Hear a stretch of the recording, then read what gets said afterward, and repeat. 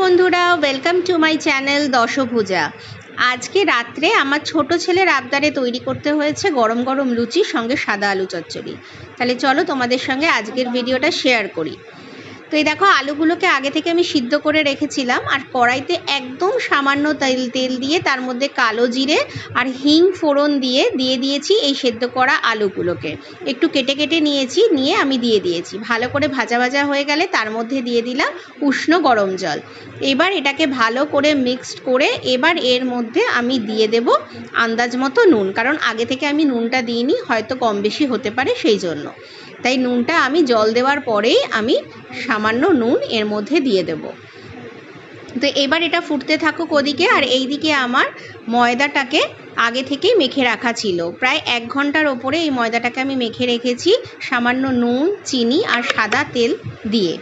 এইবার আমি এটাকে আরেকবার ভালো করে ময়ম দিয়ে নেব, আর আস্তে আস্তে ছোট ছোট লেচিগুলোকে আমি কেটে নেব। এইদিকে কিন্তু আমার তরকারিটা কমপ্লিট, ওটা আমি এখন ঢাকা দিয়ে তুলে রেখেছি।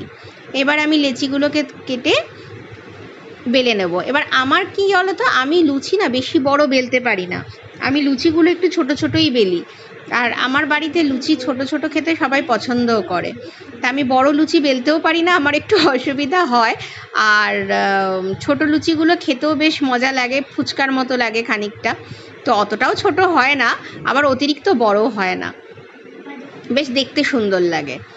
তো এই দেখো, লুচিটা রেডি, বেলা হয়ে গেছে। এইবার আমি এটাকে গরম তেলে ছেড়ে দেবো। এদিকে তেলটাও বেশ গরম হয়ে গেছে। এই দেখো, এবার লুচিগুলো ছেড়ে দেবো এক এক করে। লুচিটা একদম টোপরের মতো ফুলে উঠেছে, দেখতেই পাচ্ছ তোমরা। একটু হালকা হাতে যদি এটাকে চেপে ধরা যায় তাহলে লুচিগুলো কিন্তু একদম গোল গোল হয়ে ফুলে উঠবে।